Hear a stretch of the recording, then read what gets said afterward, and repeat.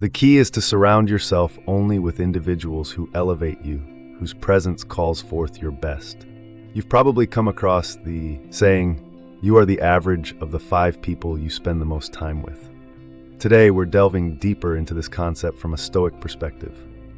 We'll be discussing the 7 types of individuals who could derail your progress in Stoic philosophy and strategies for navigating these challenging relationships.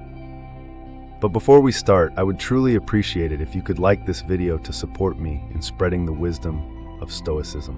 If you haven't subscribed yet, I encourage you to hit that subscribe button and activate the bell icon so you won't miss any upcoming videos.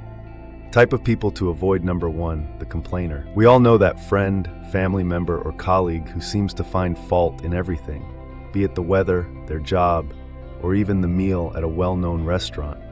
They never pass up a chance to voice their discontent. You may wonder, why should I be bothered? Can't I just ignore them? However, it's not that simple.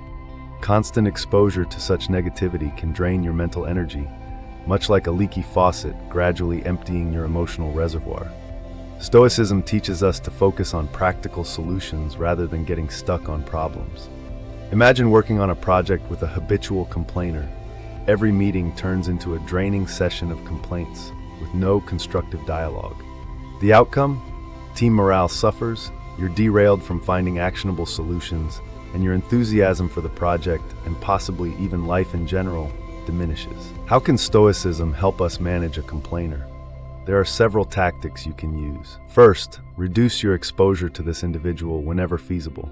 If that's not an option, say they're a family member or coworker, your next step is to mentally detach during their rants. Picture their complaints as a passing storm, disruptive but ultimately temporary and insignificant compared to the immovable mountain of your inner calm. Alternatively, you can steer the conversation towards solutions or redirect the topic to something more constructive. Marcus Aurelius once said, "You have power over your mind, not external events. Realize this and you will find strength." This timeless Stoic guidance reminds us to guard our inner peace diligently, ensuring that chronic complainers do not sway us from our Stoic journey of resilience and virtue. Type of people to avoid: 2, the drama magnet. Imagine you're navigating life as if piloting a ship through calm waters, when suddenly you encounter a whirlpool, the drama magnet. This person seems to be caught in an endless cycle of crises, conflicts, and controversies. And just like a whirlpool, they possess an uncanny ability to pull you into their chaos. Initially, you might mistake the drama magnet's energy for passion or excitement, but soon enough, being around them feels like steering a ship through a storm, draining and perilous. What makes dealing with drama magnets particularly tricky is their ability to make their problems feel like your own. Their chaos is contagious. You might find yourself embroiled in conflicts that you had no part in. For instance, you might have a friend who regularly falls out with others in your social circle. One day, they're not speaking to Sarah, the next, it's Tom.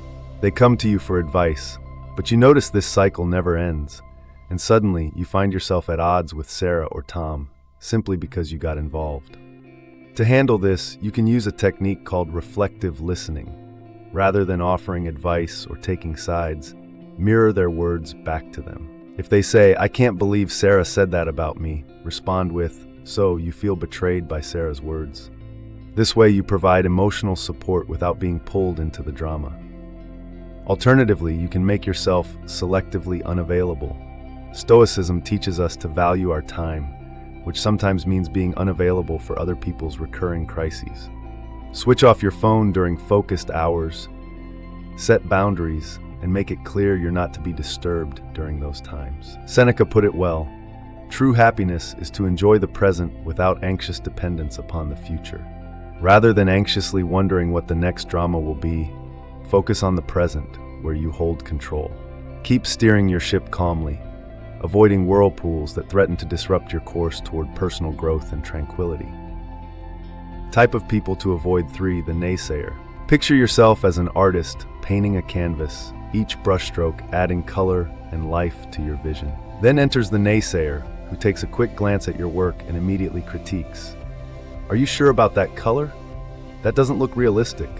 Most artists don't make it, you know."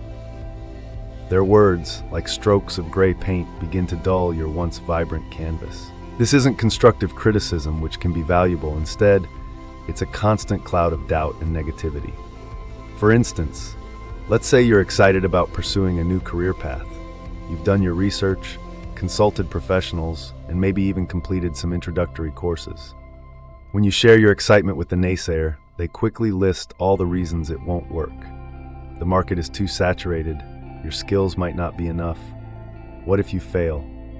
Soon, their doubts start to become your own, and your once assured vision begins to waver. How do you manage a naysayer, especially when they're someone close? One unusual yet effective tactic is to ask for their advice instead of just sharing your plans. When people are put in an advisory role, they're less likely to dismiss your ideas outright and may offer more constructive feedback. Alternatively, use a technique called positive confrontation. If they say, "You'll never succeed at this," counter with, "Interesting perspective. How do you think one could successfully make a career switch?" This redirects the conversation towards a more productive dialogue. Epictetus wisely said, "We have 2 ears and 1 mouth so that we can listen twice as much as we speak." Listening doesn't mean absorbing negativity. It means filtering out noise and discerning valuable input. When the naysayers try to dim your vibrant canvas with their shades of doubt, take a step back, listen, and continue painting your life with the colors that resonate with you. Don't let anyone turn your masterpiece into a dull gray landscape.